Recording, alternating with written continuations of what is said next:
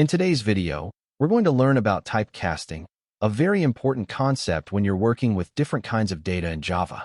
Let's get started. In Java, typecasting means converting a value from one data type to another. This is something we often need when combining values of different types, like when you mix integers and decimals in a calculation.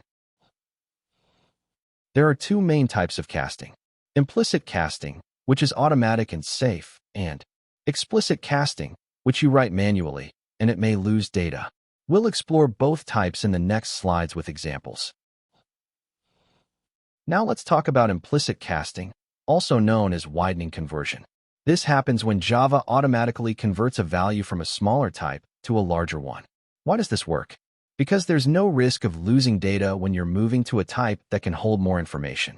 For example, if you have a byte, Java can safely convert it to a short, int, long, float, or double. Similarly, an int can be converted to a long, float, or double. Now let's switch over to Visual Studio Code to test this example in action. This will help you clearly understand how implicit casting works in real code. Here we start with a byte value of 42.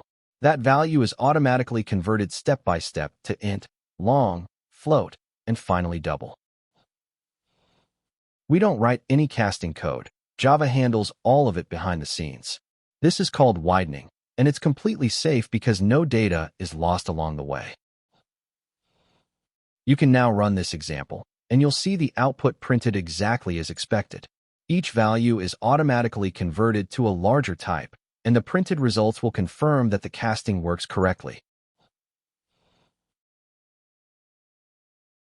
Now let's talk about explicit casting, also known as narrowing conversion. This happens when you want to convert a value from a larger data type to a smaller one, like from a double to an int. Java doesn't do this automatically because it might lead to loss of data. So, you have to tell Java explicitly that you want to do the conversion. Now let's do the same as before. We'll create a new Java class called Narrowing.java to try out this concept in real code. In this example, we start with a double value equals 9.8. We then explicitly cast it to int using int a. As you can see in the output, the result is 9 because the decimal part 0.8 is discarded. This shows why explicit casting can be risky. You may lose precision or even change the meaning of the data. So, why do we need to use casting at all? There are two main reasons. To prevent data loss, especially when mixing data types in calculations. If you're not careful, Java might do automatic conversions that lose precision or cause unexpected results. To get correct results, sometimes you need to convert values manually to make sure your logic works properly. Let's look at a clear example of why casting is important. We have two integers, a equals 5 and b equals 2. In the first case, both operands are integers, so Java does integer division, and we get 2. But in the second case, we cast a to double.